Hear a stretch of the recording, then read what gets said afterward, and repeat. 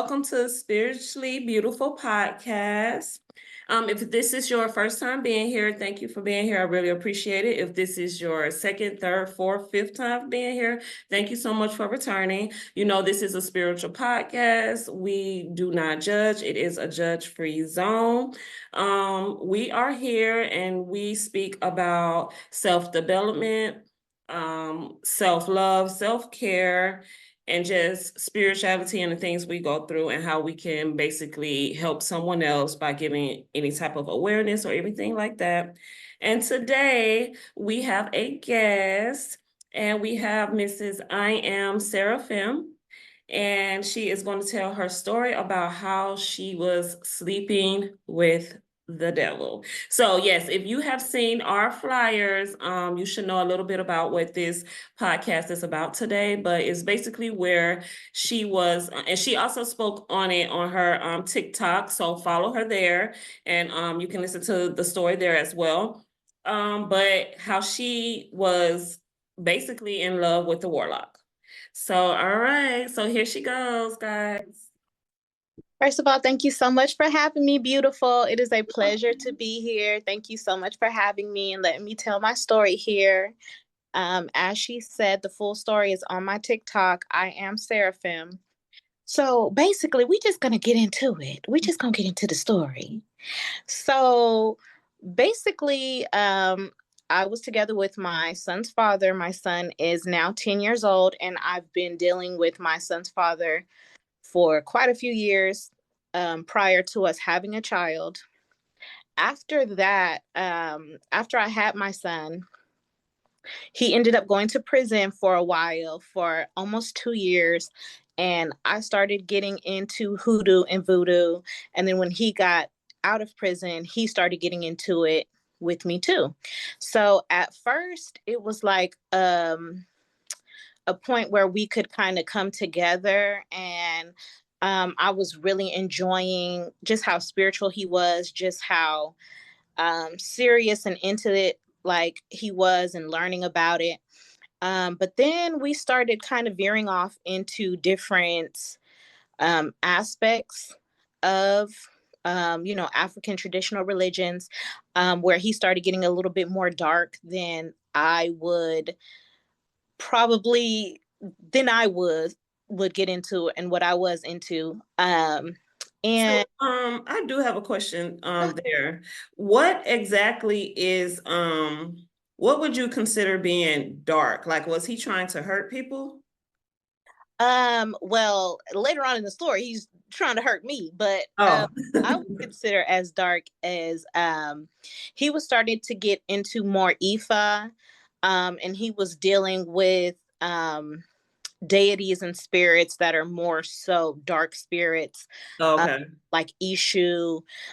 If you're in the spiritual religion, and in Ifa again, I went more towards Haitian and New Orleans voodoo, where I deal with Loa.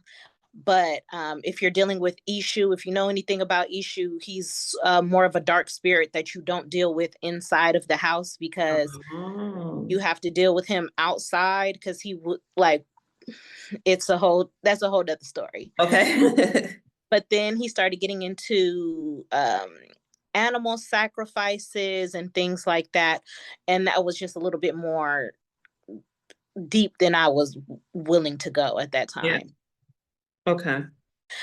So after that, it wasn't an issue when we were still dealing with each other sexually. I don't know if I can say that on here, but when we were still dealing with each other, it wasn't really an issue. It started to be an issue when I broke it off completely. I did some cord cutting, some ethereal cord cutting, and I was really ready to move on. And that's when it started to become a problem. And now in hindsight, I'm realizing it's because he wanted to control me. He wanted to control, it was perfectly fine when I was doing what he wanted me to do. And, me not getting what I wanted out of the relationship, which was obviously marriage, a family, things like that. So once we broke it off, and started to just try to co-parent. That's when I started noticing that he was being more controlling, popping up at my house, things that I would consider maybe like stalking and things like Yeah.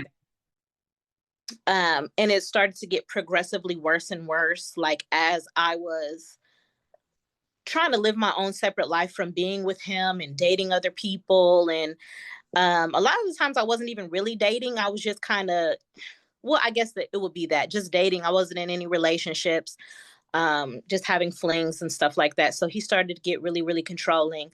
Um, when I started noticing that things were going downhill for me is when I Mhm. started noticing that it was him. Like he was behind a lot of the things that were going Oh, wrong. you, Or yeah.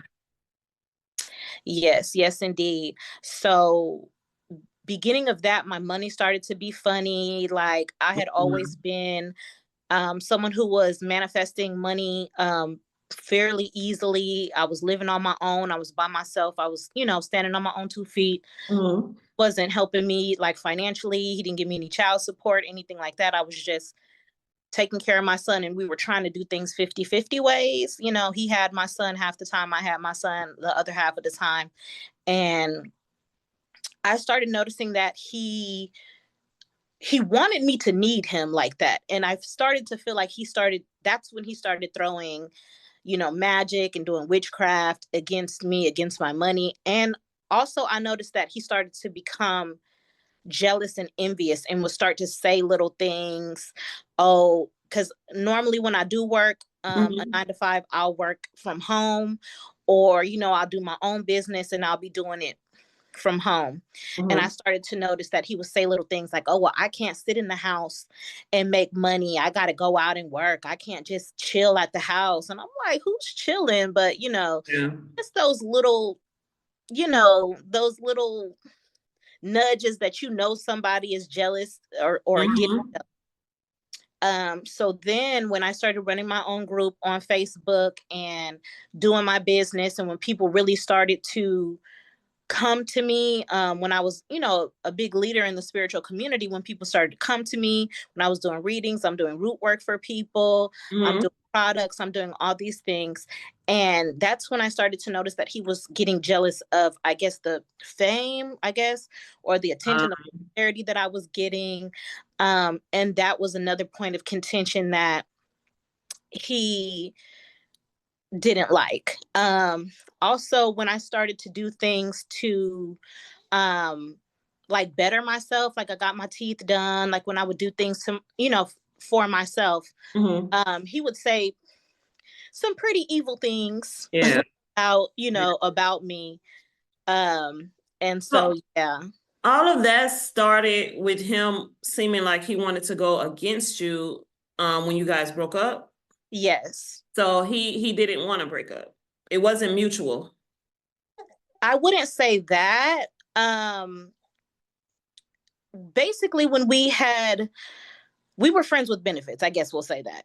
We were still dealing with each other on that type of time, but he was Mhm. not willing, and he made this clear too. He wasn't willing to marry me, be a family with me, be in an actual relationship. Or Yeah. now, remind you, we had been together for a good few years Mhm. prior to my son even being born. So after my son was born, I'm like, okay. And we have been engaged too. He bought me several rings and everything, but it never went past that. And, you know, at that time, especially after my son was born, I'm like, Mhm.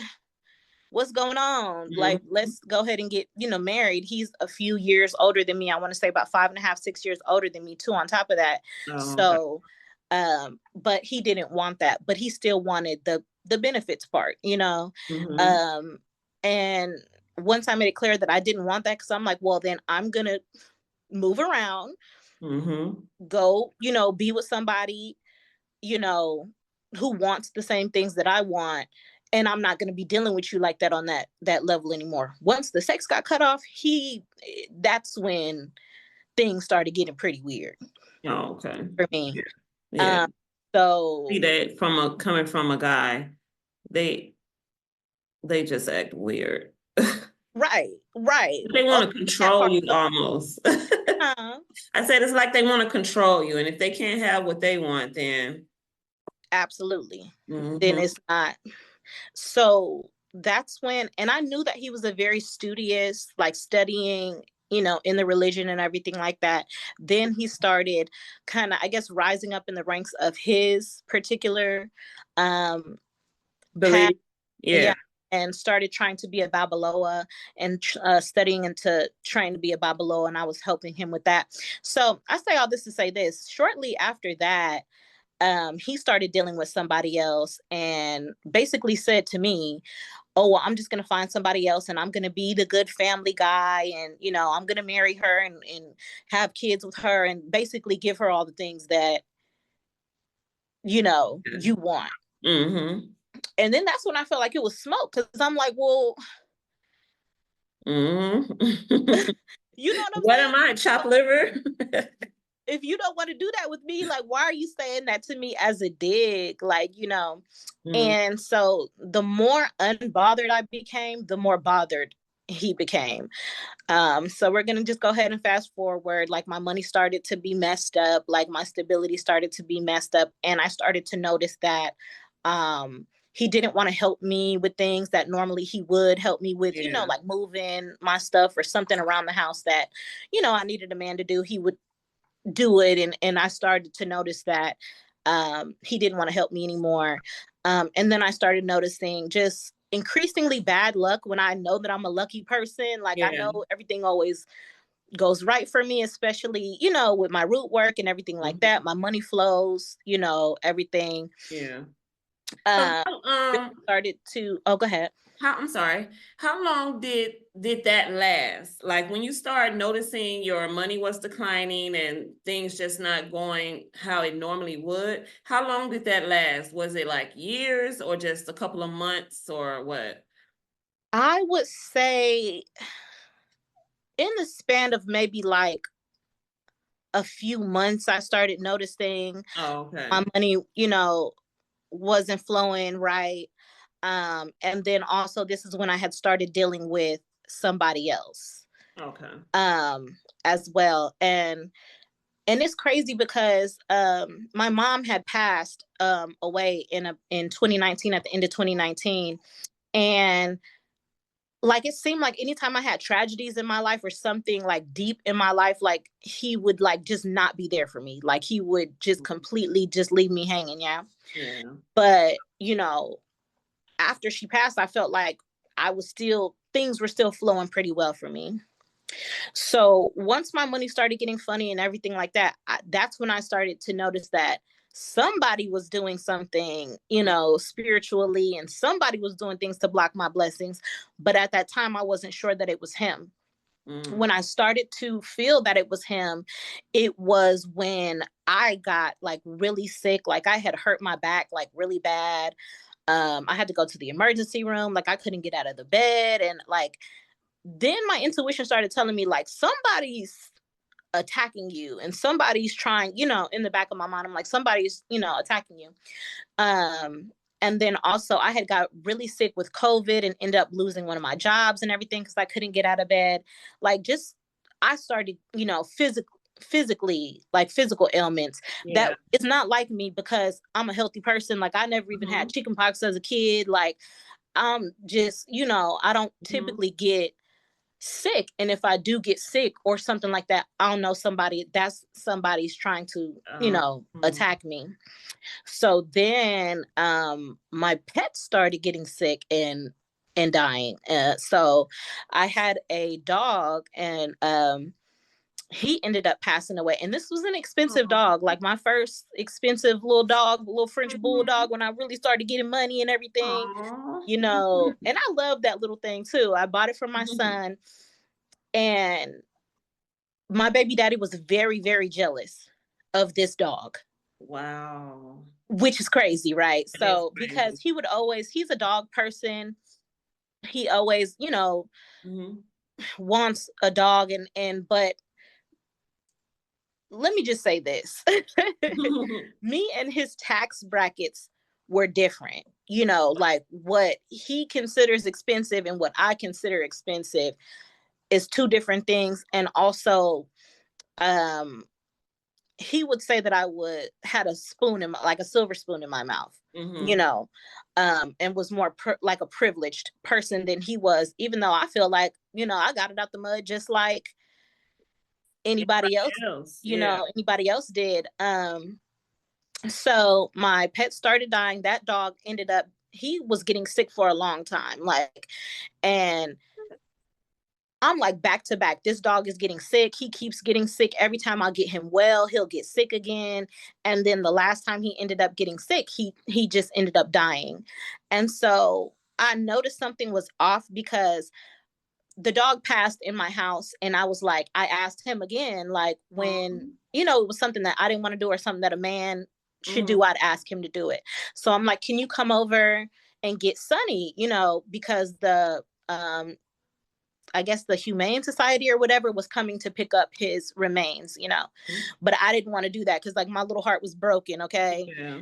So I'm like, can you come over and get Sunny? And like, he didn't try to console me. He didn't say, oh, I'm so sorry, anything like Uh-oh. that. What he do was, I had like a whole bunch of dog food, like the expensive dog food or whatever, and one of them was like open, and I had just gave him a little bit of it, and the other one was unopened.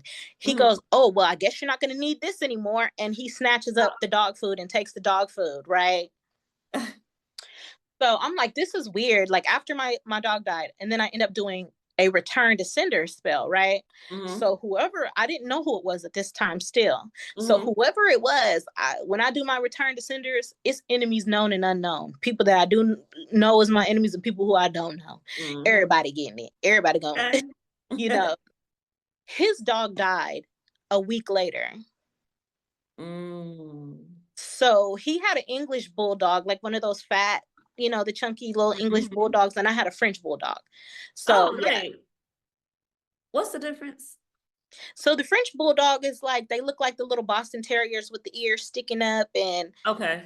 they're still pretty chunky with the flat nose and everything. But the English bulldogs is the really fat roly And poly. short one? Yeah. Short. Okay.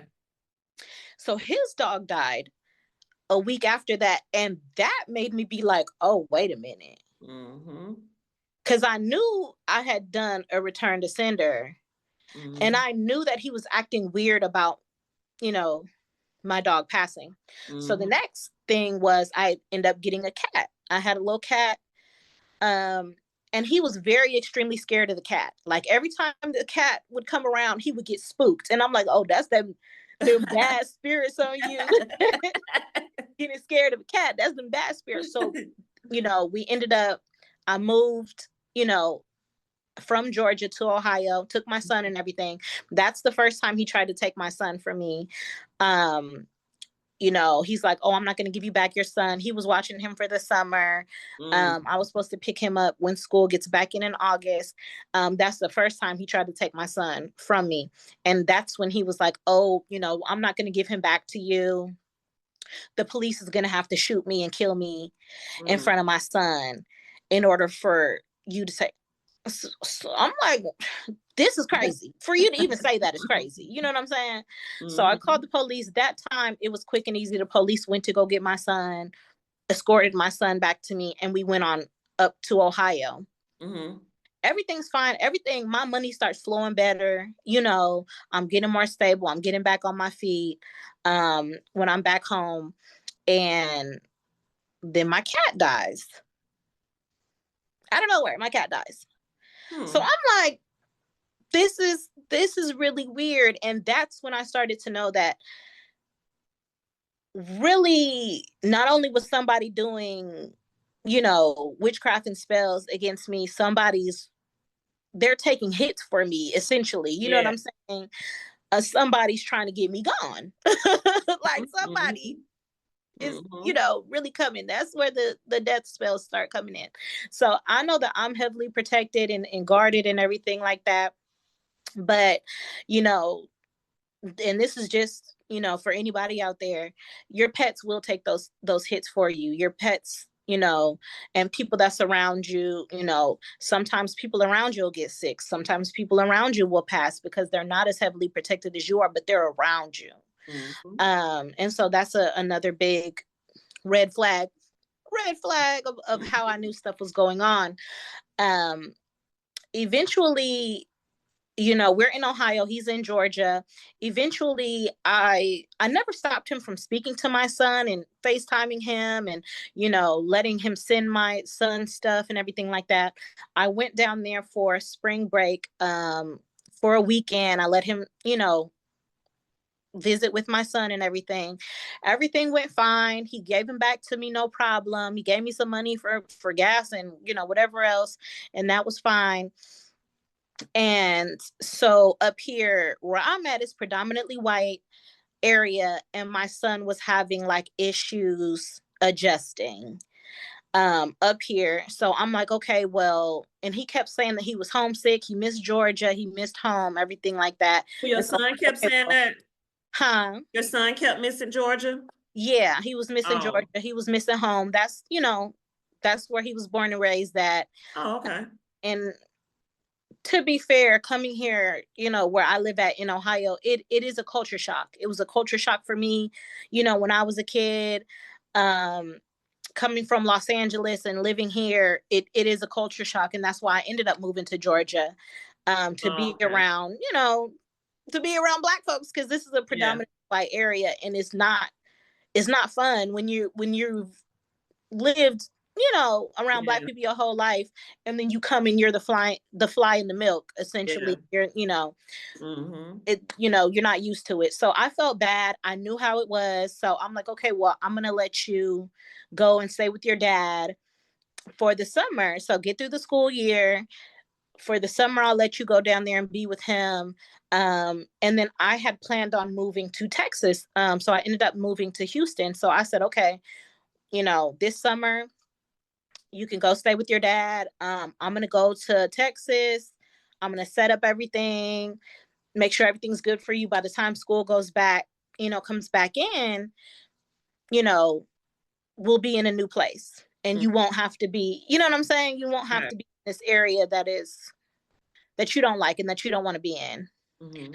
So that happened. I dropped him off. I dropped my son off. I dropped my car off, and I dropped the new dog that I had got from my son for his birthday. His birthday's in April.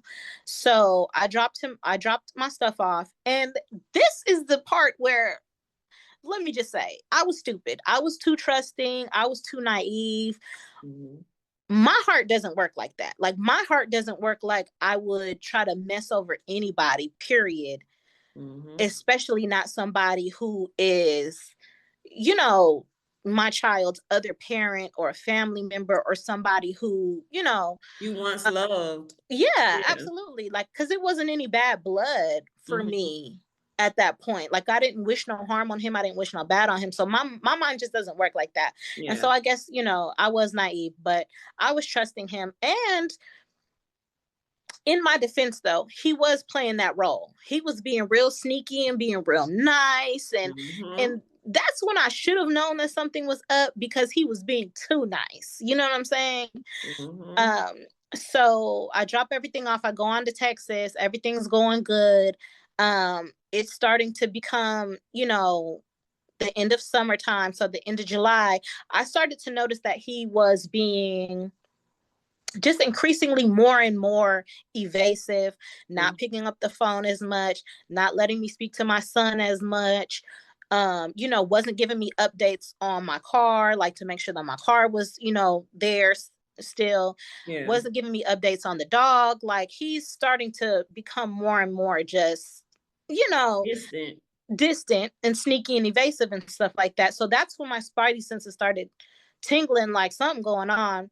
That's when I had met somebody a few months prior, like, to me coming to Texas. And then when I went to Texas, me and this person ended up getting together, and everything like that. He starts asking weird questions. Now, mind you, he's in a relationship, been in a relationship since me and him started stopped dealing with each other, and he went, to go be with somebody else. Mm-hmm. So he starts asking, um, he starts asking questions about the new relationship that I'm in. Weird questions though. Oh, what's his name? Do y'all live together? X, Y, and Z, yada, yada, yada. Just start being really weird. Mm-hmm. Um, and so I'm just still thinking everything's weird, Okay. but I'm thinking everything's okay, Yeah, copacetic, not crazy. not crazy. So my son, when I talked to him at the end of July, he's like, Mom, can you come and get me? So Mm-hmm. that's all I had to hear. That's Mm-hmm. all I had to hear. I started asking him at that time, like, okay, because we were supposed to meet in New Orleans. That's where he's from. It's the halfway point between Atlanta and Texas. We were supposed to meet there. And so I'm like, okay, well, this weekend you wanna, meet and everything like that. Oh no, next weekend, because this weekend we got something to do. So then next weekend would come. Oh no, no, no. You said next weekend. Oh well, I gotta rent a car and I gotta do this. And I'm like, Yeah. so at this time I had just got a brand new car, brand new Dodge Charger, and me and my man, we pack up and we just rode out there. It was about 16-hour drive. We rode out there. And this is when the shit hits the fan. Like this is when everything just goes left. Um, long story short, he wouldn't let me get my son. I'm calling the police. The police is not being able to find him. He's evading the police. Um, and he wouldn't let me get my son. He let me get the dog. When I got the dog was emaciated. The dog was emaciated, skin Oh. and bones. It looked like he hadn't been feeding my dog. The dog was covered in piss and shit. Like, just excrement. Like he hadn't been walking the dog. He just been leaving the dog in the cage. Now, What? now, mind you, he has another dog too now. So he was taking his dog for a walk, but leaving my Oh. dog in the cage. And then my dog's all skinny and scary. Um, which I'm like, was he beating him or anything like that? Like I didn't Yeah. know. So I had to like wash the dog several times before I could even put him in my car because he's like, it's caked up on him. Ooh. And I had to nurse him back to health, had to feed him, so that he can get his weight. And this is an expensive dog at this point. Like Yeah. this dog, my French bulldog was about a $2,000 dog. This was about a $5,000 dog Yeah. almost. So I'm like, at this point, I'm mad. Mm-hmm. Like I'm tripping at this point because I'm like, you're not letting me get my son. You're being weird. You don't want to pick up the phone. You don't want to come bring me my son. And now I pick up my dog and the dog is damn near dead. Mm. So that happened. I try to go and get my car. Now, mind you, this is a paid off Mercedes. My mom left it to me when she passed. So, but it had been sitting there for a couple of months for the summer and the battery had died. I said, okay, we're going to go get some rest. We've been driving this whole long way. We're going to go get some rest. I'm going to get some jumper cables and then we're going to come back, jump the car. You know, I come back the next day, the car is gone. What? He With stole the all car? with all my whole life in it. Cause mind you, I'm moving, right? Yeah. I'm moving to Texas. My whole car is gone. This is the last thing that my mom had given to me. Oh. Paid off Mercedes. Well, with my whole life in it. Things that I will never be able to get back. Pictures, my birth certificate, my son's birth certificate, everything inside my car. Did he get it towed? He got it towed. And you Got it couldn't towed. get anything back? I didn't get anything back. Oh, I didn't that's get anything back. horrible. So my dude at the time, he goes to the leasing office Mm-hmm. and they're like, well, this is the towing company that services the apartment complex and it's the only towing company you know Mm-hmm. that services the apartment complex. We go there, my car's not there. Mm-hmm. So They didn't tow it, huh? he sent something. He sent somebody else. He sent somebody that he knew Um, to come and tow my car and make it just look like it was just towed by the apartment yeah. complex. So that he did to throw off, to as a diversion, as a distraction for me to not try to come and get my son because now my car is gone. Mm-hmm. Wow. So we're driving all around Atlanta trying to figure out where my car is at and everything like that. At this point, we were only supposed to come get my son, pick up my car and my dog, and go on back to Texas. At this point, we both have jobs. We have to get back to Texas. Mm-hmm. So we go back. I'm trying to, do everything as best as I can do. And do you want me to keep going? Because I know it's almost um, yeah, because I think once it stop, I'll cut this part out. When it stops, I think we have like a 6 minute break before I can do it again. I think okay. it happened before, Okay. I think. But yeah, you can go ahead. Okay. So I'm trying to get everything taken care of and trying to do my best, to get my car back and my son back from Texas. And it was just increasingly more and more difficult. The police weren't helping me because they weren't taking it seriously. All they heard was that it was his father. They're not hearing that this man has kidnapped my son and won't give him back to me. Right. And at that, Georgia is a mother state. So if you're not Mhm. married, the mother has sole full custody. He Mhm. wasn't supposed to do that. So it was, kidnapping, but they're not hearing it like that. This is how I knew that he did some court case work, or because when I say these people were acting like they were possessed, Mm. The people the, at the courts. the people at the courts, the police, and what was crazy was at first they would be on my side. Oh, Mm. yes, this is crazy. Da, da, da, da, da, da. For some reason, the second time I will call them, or if I have to call them back or talk to them again, they are hostile. They What? are hostile towards me. They're not listening to nothing I'm saying. They're not trying to help me. They're not taking it seriously. This is the people in the courts. This is the police. This is the detectives.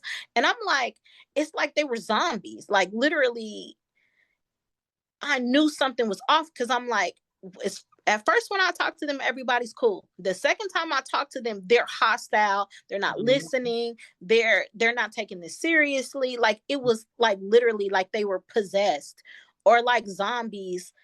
You couldn't get through to them. You couldn't reason with them. And if you ever dealt with somebody who got bad energy on them or got bad spirits on them or anything like that, there's no reasoning with these people. Right. There you can talk to your blue in the face, you can make all the sense in the world, it's going to go in one ear and out the other and they're not going to see reason. Mhm. All of these people were like that, and I'm like, he's done something because I know how to do court case work and I know how to do Mhm. things to make things go in your favor or Yeah. things to not go in your favor, when Mhm. it comes to the police and courts and everything. I'm like, oh, he's done. So then he gets a lawyer, everything like that. He starts taking me back and forth to court, claiming that I abandoned my son, that I was neglecting my son, that I dropped my son off and he didn't know where I was. He didn't know that I was dropping my son off. He didn't know where I went to. He hadn't spoken to me. I was just blowing in the wind with this other man Wow. in Texas, taking care of this other man's kids, and completely have done forgot about my son. So he's taking me back and forth to court. He took me to court after the police and the detectives had told him, bring this Mhm. lady back her son in 48 hours. You got 48 hours to bring this woman back her child. What? He didn't listen. He went and got his own lawyer and started taking me back and forth to court. Now, the first time he went to court, this is how crazy it was. I believe that. All right, so we had a little intermission. Sorry, but we are back and we're just gonna get right back into it. We're back for part two, second part. Yeah. So at this point, he's dragging me back and forth to court.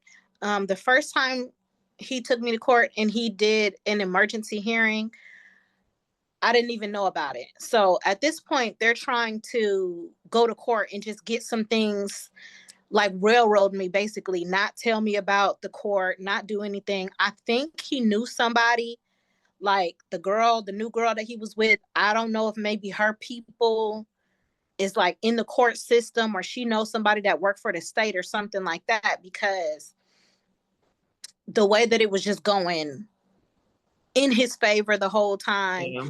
And that's how I know, again, that he was putting some kind of witchcraft on it, because I'm like, there's no way that these people are hearing what's going on and not taking my side about it. Like, I'm like, this is crazy. So this man is taking me back and forth to court. He's lying blatantly to the court. So here's the smear campaign, this is the part where he's really dragging my name. This is the Yeah. humiliation ritual part, essentially, because he's up in there not only embarrassing me and humiliating me, and it was the most humiliating thing that I've ever been through, to sit up there and have those people, he's telling these people that I abandoned my son, that I dropped him off in he said that I dropped my son off in urine and feces covered clothes. My son was What? years old at the time. Now, if you remember, that's how I picked up my dog. So Mm. he's taking the things that he did to me Mm-hmm. and making it seem like I'm the one who did it. Mm. My son was 9 years old. He hasn't urinated or messed on himself since he was 2 in diapers, Right. So Mm-hmm. not only is he embarrassing and humiliating me, he's embarrassing and humiliating our son, Mm-hmm. because he's over here talking about my son. Not only was he saying that I had mental illness and I was suffering from mental illness, he's saying my son was like developmentally like delayed and all What? stuff, and he has to take care of my son because you know he's developmentally delayed and all of this stuff. And I'm like, okay, well, wait. So not only are you lying on me and humiliating me, you dragging our son's name, trying to make it seem like you're father of the year, and you know what I'm saying? Like, you care Mm-hmm. about my son, and I'm not caring enough about my son. And that was the humiliation ritual. And I can Yeah. say that that was the most humiliating thing that I've ever been through. And it caused me a lot of shame. It caused me a Mm-hmm. lot of hurt, because there's only so much stuff that I could say, because this man has already painted the picture that I'm crazy, I'm Right. stable, all of this, all this stuff. So I couldn't react how I wanted to react, because that's what he wanted. He wanted to do all of this stuff, and for me to react in a way that I feel like would be totally and completely justified. Right. Oh, at that point about my son, Yeah. because listen, I'm a retired crash out. I'm just gonna go Mm-hmm. ahead and say I'm a retired crash out, and Mm-hmm. if there's anything that I would come out of retirement to crash out about, it's my child. Right. So Mm-hmm. it took me to be so close with God and so just in prayer, so close with, just my spirit team, my ancestors, to really get me through that time. And that's the only thing that got me through that time. Now, mind you, Right. at this whole point, I'm pregnant at this point. Oh. So this was recent. This was like just last year. Yes, this has been going on. Oh, In the okay. past year. So at this point, I'm pregnant, and you know, that's another reason why I'm having to keep my composure and really not clock out and Yeah. nut up like how I really wanted to. Mm-hmm. Because, I'm like, okay, if I go to jail, because I'm gonna go to Mm-hmm. jail at this point, Mm-hmm. you know, if I go to jail, I'm not only messing up things with me and my son, I'm messing, Yeah. I'm not gonna be able to be here for my daughter. Mm-hmm. Mm-hmm. So that's going on. That's the humiliation ritual that I had gone through, that he had put me through. And at this point, um, I just knew that he was doing more witchcraft, and not only just doing witchcraft, he was paying somebody else to do Oh, witchcraft. like he probably had a practitioner or something. Yes, like he had a practice. Yeah.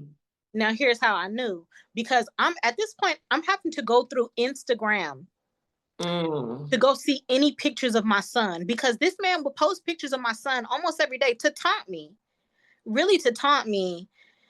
but I'm going there to make sure that my son is okay, or to just be able to lay eyes on my son, because he's not letting me talk to my son.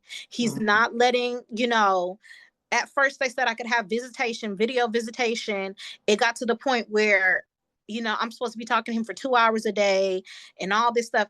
First of all, that's humiliating within itself. Like, Yeah. I know that I didn't raise my son by, pretty much by myself, single mother, with him being the part-time parent for 10 years, you know, Mm-hmm. going through things by myself, me being the primary parent for 10 Yeah. years. And now I'm having to, he had so much power in the Mm-hmm. situation at that point, because he had a lawyer, and she can have visitation, video visitation, but I have to um supervise. Mm. So he was supervising, You watching your own child. right, talking to my own son.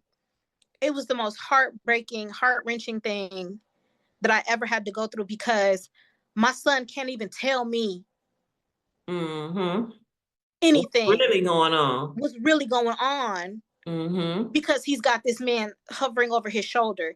It it is and was like a living fucking nightmare every single day, and it still is. And the only thing that's keeping me together, again, like I said, is God and my daughter, and me just having the hope that God gonna have me, Yeah. eventually, and make it right again. Mm-hmm. But at that point, that's how I really knew, like, I got some kind of calling in my life, or some kind of purpose, or some kind of something, because he needed all these people to come against me. Yeah. All these people. You had to go get the courts, you had to go get, he didn't have not one lawyer, he had two lawyers, okay? Mm. Because the police had put out a warrant for his arrest, because they told him to bring me back my son, and he didn't. Mm-hmm. So he was interfering with custody, and he went and got another lawyer, like a criminal lawyer, that went and got those charges dropped for him. Wow. So at this point, nothing is going in my favor. I'm not being able to speak to my son. I'm not being able to. And it was almost like he's sending me hostage videos, because he's sending me videos of my son talking about, do you want to stay with me, or do you want to go with your mom? And my son is like, he's crying. My son is crying. And he's like, do you want to stay with me? Do you want to stay with me? And so he's basically coercing my son Yeah. to say, I want to stay with you. And I know my baby. You know Yeah. what I'm saying? I know my child. So can you use that as like evidence? I don't know. I don't know. I'm still, like I said, I'm still in the fight. I'm still trying to, but at this point, the fact that it's gotten this far is Insane. crazy to me. Yeah, that is crazy. It's crazy to me. So that's where we're at this point,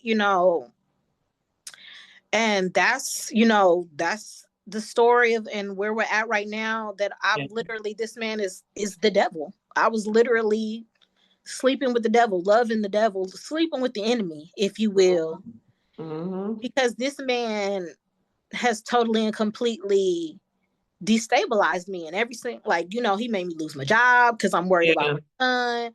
He done stole my car. I couldn't even get reimbursed for my car, because he done called these people and said that it was towed, not stolen, so they didn't reimburse me for my car. So, Mm. like, I was attacked, like spiritually attacked, like ambushed, when I didn't even know it was It was like that. like that. Yeah, that's crazy. So I do have a couple of questions. Let me get them. I think you pretty much answered it, but let me see. And these questions are just for anyone listening and what they should look out for, or anything like that, any type of awareness. These are questions that somebody may have. And Right. then I might too, but let's see what they are. So, when people say that they feel someone has a dark energy, or if they're experiencing somebody with a dark energy, normally how does that feel? Like, will you feel drained, or when they come around, would you like just start feeling like you don't want to be around anymore? Or how can you tell when somebody has a dark energy over them? The biggest way that I can tell, or that anyone can tell if someone has a dark energy about them, is butterflies in your stomach. Like, people feel like, oh, you know, when you're around somebody and you get butterflies, oh, that's me liking them. No, that's your your intuition telling you, bitch, run. You need to run away from this person, you know. But you will, like, that's the first thing. I get anxiety. Like, my chest will get tight. Like, my body will go into fight or flight. Yeah.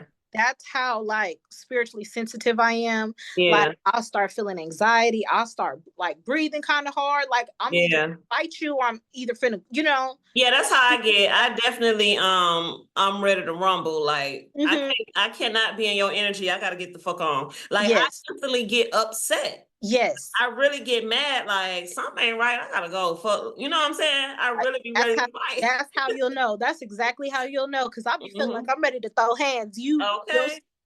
Your demons is irritating my angels, and I I'm don't like telling that. you, like I don't like it. I got to go. Like, Yes. ain't nothing you saying funny. Like I no, you just annoy me. They really annoy the fuck out of me. Mhm. That's how I can tell. So let's go to the next question. What are common red flags that someone may be spiritually or emotionally harmful? What are like some red flags, as far as are they the ones that's gonna start confusion, or do they dismiss you when you speak? Just different little stuff like that.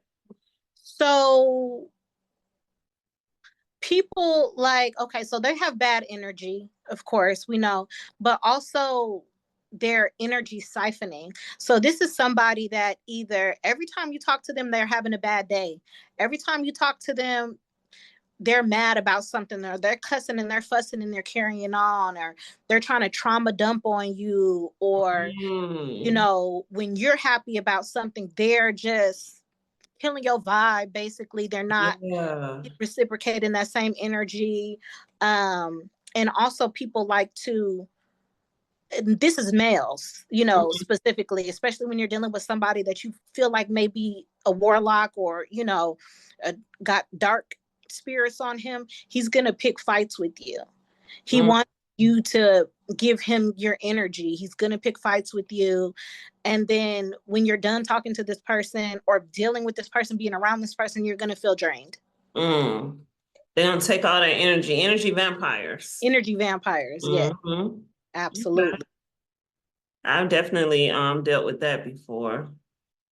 So next, um, why do people sometimes interpret toxic behavior as evil or no? Well, that question, I don't like that question. Because I feel like it's all the same anyway. You know what I'm saying? If you're toxic, it's basically asking, how do you determine the difference between toxic, evil, or demonic? Um, well, I guess it's not the same, is it? Not it's really. it's not the same. Like, you're right, you're right. Like, okay, so toxic, evil, and demonic, like, you know, there's some people who are just, when I think of somebody being toxic, I just think of somebody as, you an asshole. You know what I'm saying? Yeah. You're not considerate of anybody else. You're selfish. Um, and sometimes people's traumas that been raised up in, Mm-hmm. they're used to toxicity. They're used to that. So when they're in a situation that is peaceful, it's either Mm-hmm. going to be boring to them. They're going to try to create chaos, or something like that.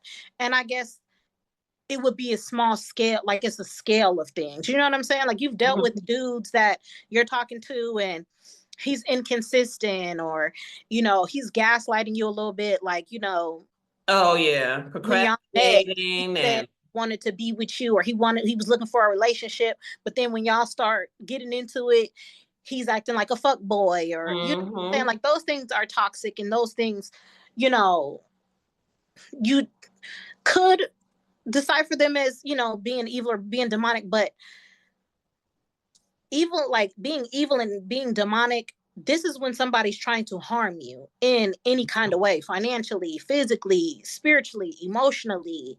You know, it's one thing for me to feel played, Yeah, by a fuck boy that's toxic and he just plays games, for me to feel yeah, played.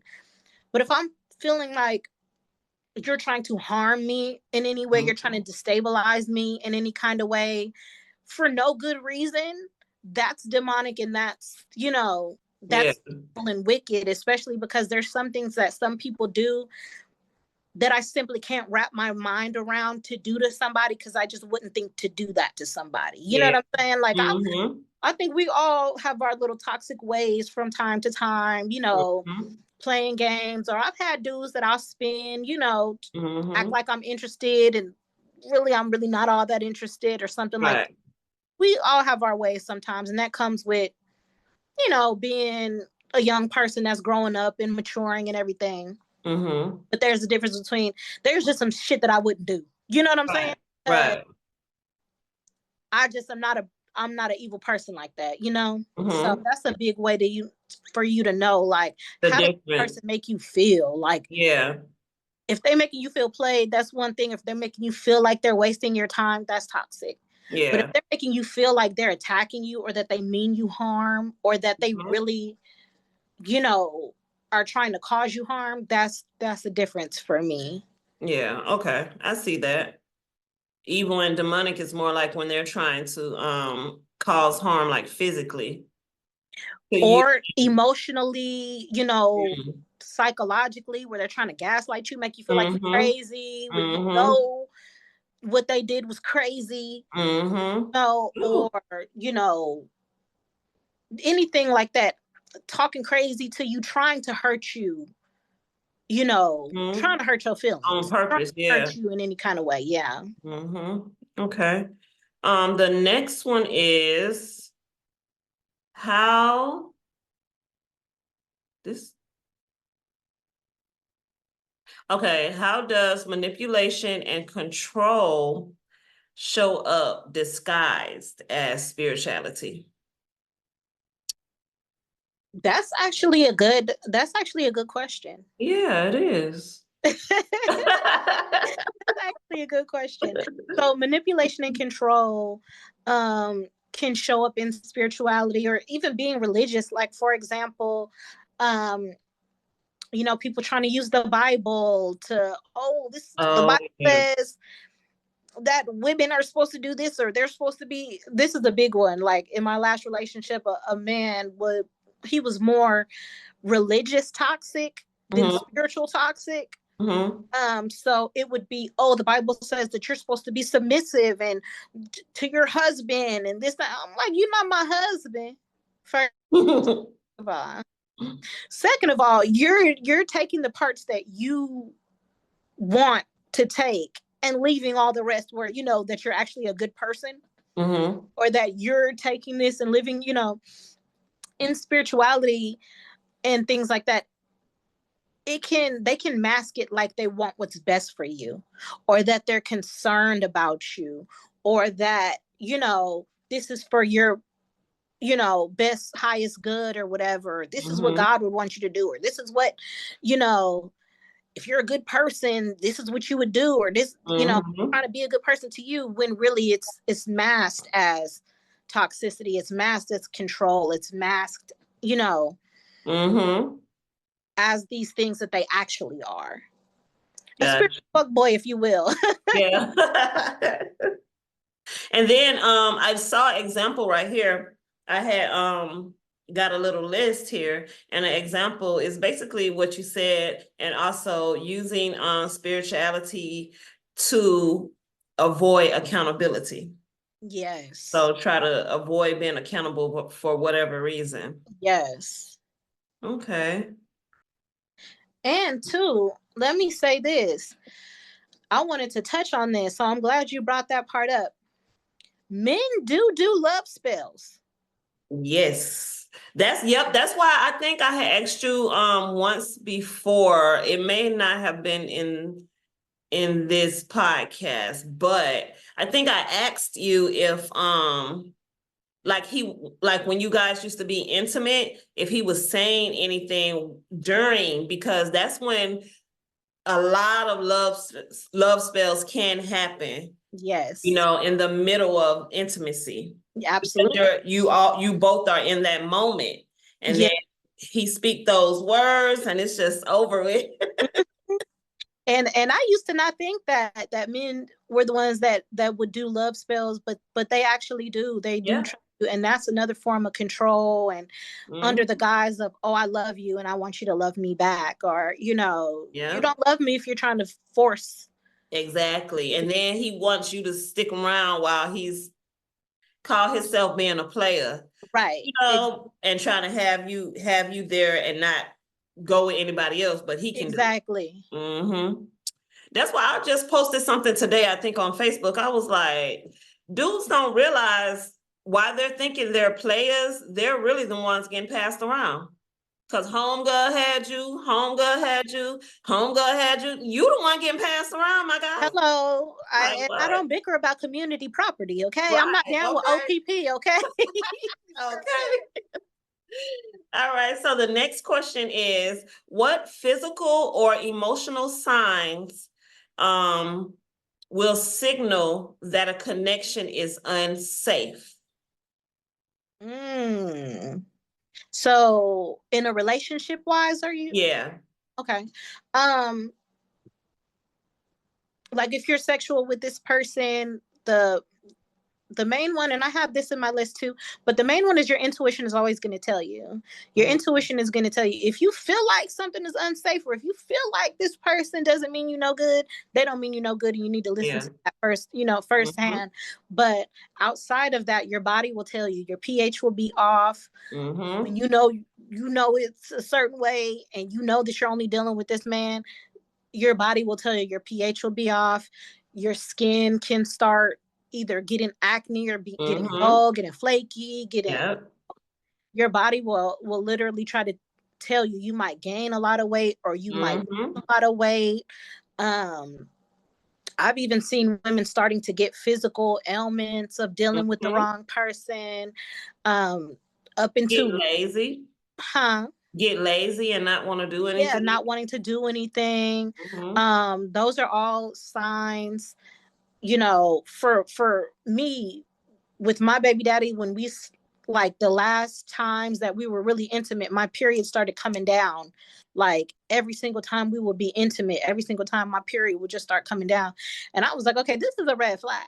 Yeah. Mm-hmm. My That's your body's body really trying to telling tell you. the person is not, you know, Mm-hmm. your cycle and also your cycle can be very heavy dealing with this person Yes. it's trying Yes. to cleanse itself of all of that toxicity, and your womb is really your center area that Mm-hmm. it's almost like there's another brain inside your womb because it knows it's Mm-hmm. going to be trying to protect you Yeah. from this person. That's definitely true. That happened to me, and I was like, oh my gosh. Like your body will definitely tell you Yes, in absolutely. so many ways. So on the next question is, how many do I have? Okay. The next question is, how can someone protect themselves spiritually without being harmful? So they want to protect themselves, but they don't want to protect themselves and have the other person hurt. um in a relationship, don't have sex with them. Mm-hmm. Don't have sex with them. I know that sounds crazy. I know that sounds, harsh or whatever, but that's the biggest way that you can protect yourself because we're so open, like, Yeah. for the receivers, we're so open that we don't even realize that when we're taking this man into our body, this is our Mm-hmm. temple, like this is our emotional waters. Mm-hmm. So our emotions get involved, our spirits get involved, like sex Mm-hmm. is an energy exchange. Yeah. and you don't know if this person is taking your energy or giving you bad spirits. Yeah. That's coming as another protection, and even if you're gonna have sex, use protection, like protection, Exactly. condoms or whatever, that can stop you from getting pregnant, that can stop you from getting any sort of Mm-hmm. STDs, or I Mm-hmm. even say that there are sexually transmitted demons that come Mm-hmm. along with some men, that they're dealing with all of these women, different women and different energies, and then they're coming to you Mm-hmm. and dumping that into you. All that different trauma they done brought in from all these different women. And You, all the different trauma that they have by yeah, with these all these different women, because they don't know how to heal. Men don't know how to heal. exactly. I notice a lot of women, especially after they get out of relationships, they're single, they're celibate for a little while, they get Yeah. together, and then they get back out to dating. Men don't do that. They just go Nope. to the next woman that don't know that they Yeah. on games. Woman to woman. Yeah, that's sick. That's nasty too. That is nasty. It's And nasty. then that's just like basically we will have to put some boundaries up. And if not being intimate is one, then you just have to respect it or we can't be together. Because You honestly, we know? don't know what these men be doing nowadays. They got a girlfriend, two, A three girlfriends, boyfriend, boyfriend. you never know. So They be that's a good wearing way your to protect. bras when you go to sleep. You never know. Mm-hmm. Never know. So here a couple of things that they said you can do to protect yourself is you can strengthen boundaries. Mm-hmm. You can stay more connected with people of your soul tribe or people that are more towards good, that are positive. Mm-hmm. You can just avoid isolation altogether. And Yes. then speak to someone that can give you some type of professional support if you need to. Mm-hmm. Mm-hmm. Okay, let's see here. The next question is, what should someone do if they believe a relationship is affecting their spiritual or mental well-being? Cut it off. Okay. Cut it off. Like, leave. Like, there's nothing and I mean nothing in no situation that a relationship, a marriage, a baby daddy, baby mama, anything like that is more important than your spiritual or physical well-being. Like, Yeah. there's situation. Um, and also do your cleansing, like when you're done with Mhm. those relationships. That helps you with the lingering, the limerence that people have, the reminiscing, the not being able to cut ties with people, is because Yeah. there's a soul tie there that you haven't severed. So it's still an ethereal cord that is, when you're intimate with somebody, and this doesn't even Mm-hmm. somebody that you're intimate with sexually. This could be a friend, this could be a family member, this could be their ethereal cords that attach you to that person. And when that relationship has become toxic and you want to leave that relationship, it's best for you to cut that ethereal cord so that they can't Mm-hmm. pull on you anymore. Like, and that's it. So so basically when someone is affecting your spiritual or your mental well-being, the turning point would be to just set boundaries, right? Set boundaries, yes. Okay. And just get out of there. Pretty much, basically, yeah. Mhm. Okay. So I have one more question and then we will get wrapped up here. The last question is, how can listeners tell the difference between if they are listening to their intuition or if they're just afraid of this person and it's like fear-based thinking? Yeah, so that's a great question. So the biggest way that I tell the difference between if it's my intuition or if it's my like anxiety or things that I've been through before is Mhm. your intuition, you're going to feel it in your gut. Your anxiety or fear, you're going to feel it in your chest. That's a good one. Yep. Okay. Cool. And then like the intuition will be more calm and settle, like a part of you just telling you, get out of here versus you being afraid and it's fear-based. it'll be like you're panicky. Right. Yeah. Absolutely. Okay. Gotcha.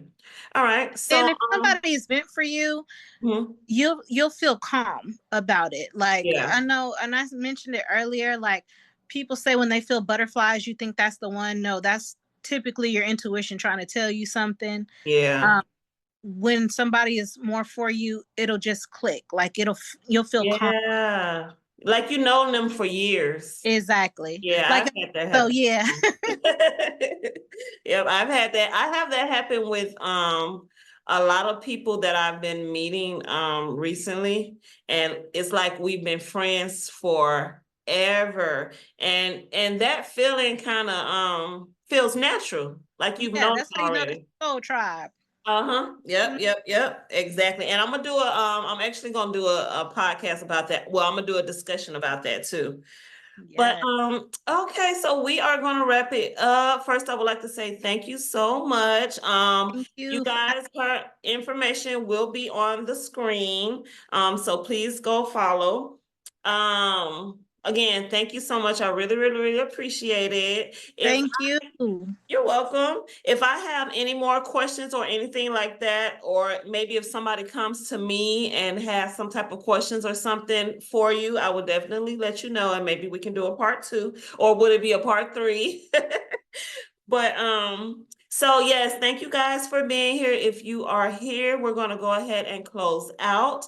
I do want you to understand that if someone makes you feel powerless, confused, or disconnected from yourself, that's enough information right there to let you know that you need to exit. You do not deserve and you do not need any type of abuse, and please know that abuse is not just physical. It is verbal and it is mental, and you do not have to deal with that. And soon as you drop one person, somebody else better will come. I promise you. I promise you. Absolutely. Yeah. Absolutely. Yes. And never love someone more than you love yourself. Yes. And so our affirmation will be, I trust my intuition. I choose safety, clarity, and peace. And I release anything that disrupts my well-being. So Love that. basically, Love that. if it's not for you, let it go. You only have one life to live. And But if it ain't hell yes, then it's a hell no. okay, okay. But all right, that is it, ladies. Thank you so much for joining us. And until next time, choose love, choose peace, and choose you because you're worth it. Mwah.